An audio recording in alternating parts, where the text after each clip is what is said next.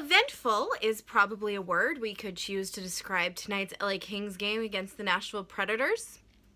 Bob Miller was in the house. Yay! He was back introducing Tiger Williams. It was Legends Night, and Tiger is well known for not being able to be interviewed because you never quite knew what he was going to say. And that was proven tonight when Bob Miller asked him, you know, do you think any of these guys tonight are going to be able to beat your record? He is the current record holder for most penalty minutes.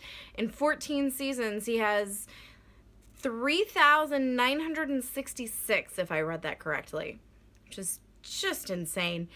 Anyway, he turns around and he looks at the guys and he's like, these boys had that rule book is too thick and it's not fair on these players. They need to just throw half that rule book out the window. I know many people who would agree with him. And the first kind of 2 minutes in, that was proven because 2 minutes and 11 seconds in, the Kings got a penalty. A power play. Predators got a penalty.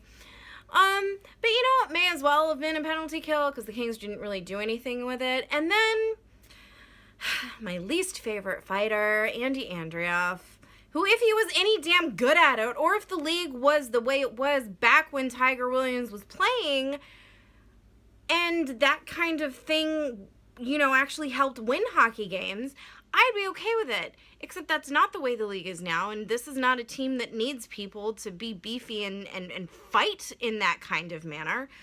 Which, yeah, I know it's hockey, but again, he's just not very good at it. So it kind of irritates me.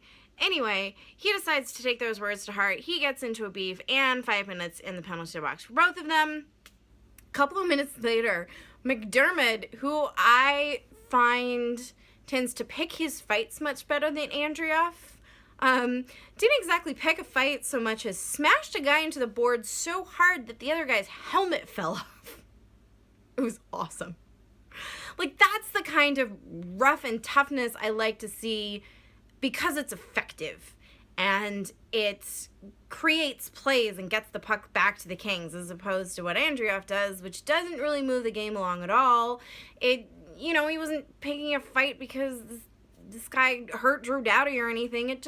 He just fights because that's what he does, and I don't find it useful. Anyway, McDermott was useful. Totally beat the crap out of this guy. Just smashing him into the boards. It was amazing.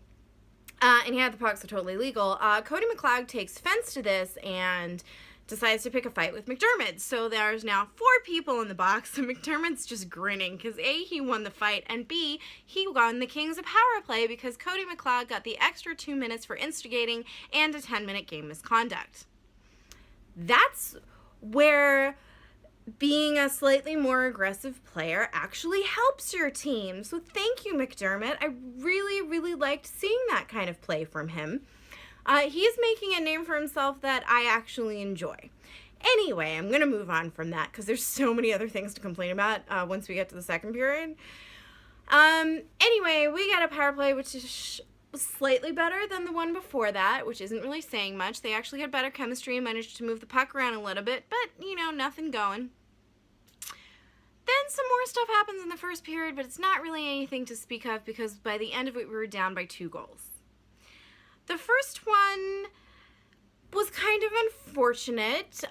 There's a big pass all the way from defensive zone to offensive zone for the Predators, opposite for the Kings, obviously. And while Folan is there and able to defend, he slips on a weird patch of ice, which my friend Lori had pointed out that someone had slipped on the same patch of ice in the Maple Leafs games a couple of days ago. And so that leaves 2 Kings behind Smith, and the pass was from Flip Forsberg, who usually I love to watch play hockey. He's fascinating. Not so much tonight. It did not really help us out. So yeah, Smith kind of goes one-on-one with Kemper, and he wins. A few minutes later, there's a lot of stuff going on at the nets, and there's a second shot, and it kind of goes through at least 2 Kings, including Jake Muzzin, and I don't necessarily want to call him out, it's just he's the one whose name I could actually see, and he does this beautiful screen of his own goaltender, and sure enough, we're down 2-0, and it's not looking good. And if you thought that didn't look good, wait until you see the second period. While, yes, they only scored 1 goal, I'm not sure the Kings got any offensive zone time. I mean, objectively, they had to have had some, but it was like I took a time machine back to about a year ago when the Kings were still playing under Sutter, and they were playing a backup goalie on a night where the other team was tired from back-to-back. They beat the Ducks last night, so, thanks for that at least. It was very eerie. It was not the Kings of this season. It was the Kings of old. They could not clear the zone effectively or really at all. Whenever they did have the puck, they had absolutely no chemistry, couldn't get shots anywhere near where they wanted to, couldn't get it to each other. Kopitar had 1, maybe 2 really good cracks at net, but he was doing his Kopitar of 2016-17 impression, and that's not really one that we like. It was bad all around. And our power plays didn't really serve to be power plays so much as they were a chance for the Predators to kind of get some rest and just keep dumping the puck down the other end for 2 minutes. At one point, we were on the penalty kill, and I swear to God, they forgot for the next 3 minutes that they weren't on the penalty kill anymore. They could not clear the damn thing. Not even to ice it and come back. It was just pathetic. And it was very disheartening because this is not the Kings that we've seen play this season. So sure enough, they come out in the third period, and 16 seconds in, Iafolo gets this goal that I swear happened in slow motion. Like, the puck's being shot at 1, and then it rebounds out, and Iafolo, there's, like, just this huge space, and I felt like there was time for their goaltender to get back, and they just had so much empty space. I'm not complaining, though, at this whole slow motion thing that happened, because Iafolo gets his first NHL goal, and I'm so excited for him. I've been really happy to see the way that he's been playing. I like that he's got big minutes with Dustin Brown and Anze Kopitar. I like that he's been able to keep up with those 2 players.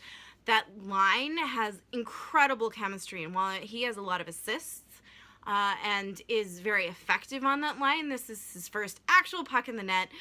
So very exciting for him to see, and it's 16 seconds in, and it sets the tone for the whole third period, which is exactly what the Kings wanted to do. So we're back in it, guys.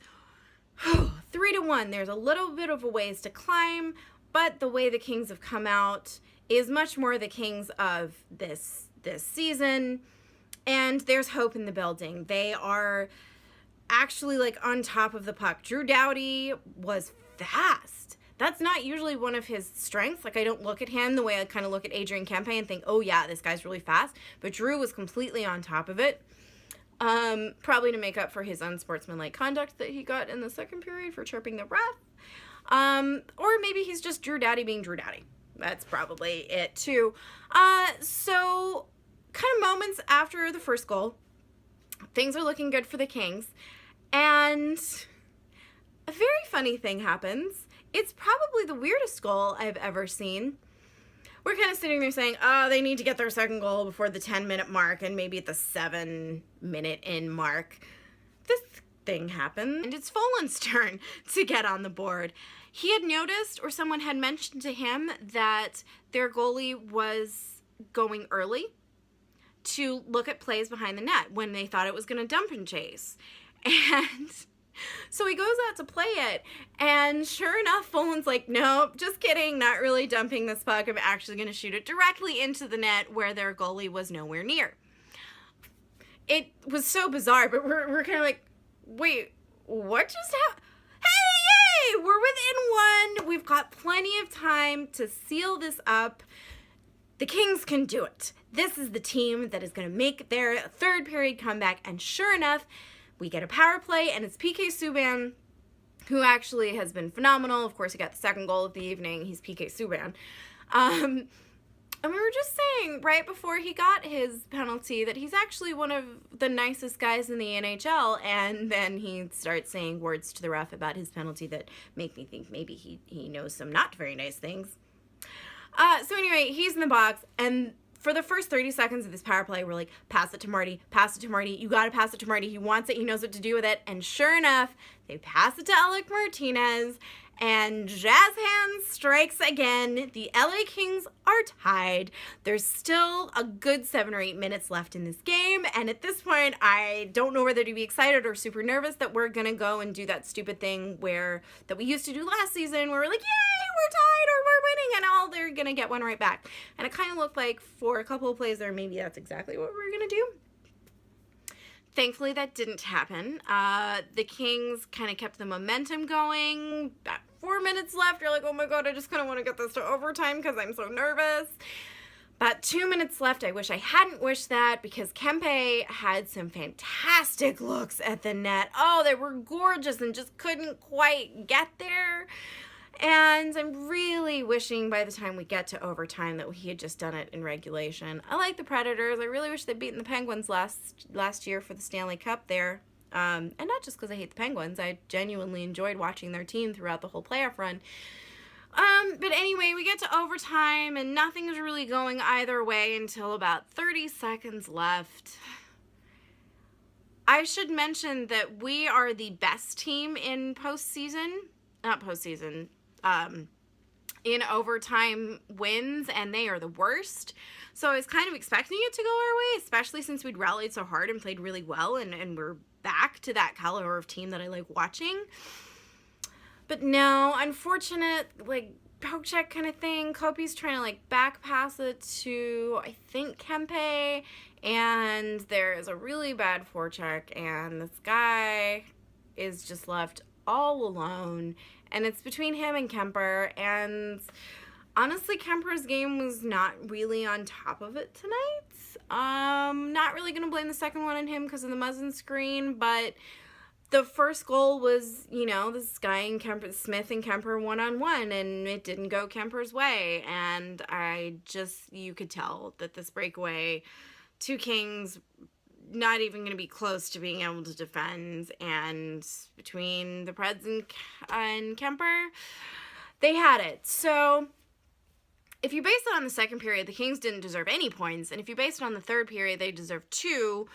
So I guess we're kind of lucky to have gotten away with the 1 point, but more than the point, it was encouraging to see the Kings not fall down and take that second period too far to heart. It was encouraging to see them come back in the third and remember how to play hockey. I don't know what happens in the locker room in those 20 minutes, but something definitely inspired them. And I just like seeing that this is not the team of last year where they would have just come out for the third and been so dejected and not being able to rise above and getting frustrated and all those negative things that happened last season. This is a completely different team. It really is. And I think they've got a really good shot this season if they keep the attitude that they've been playing with.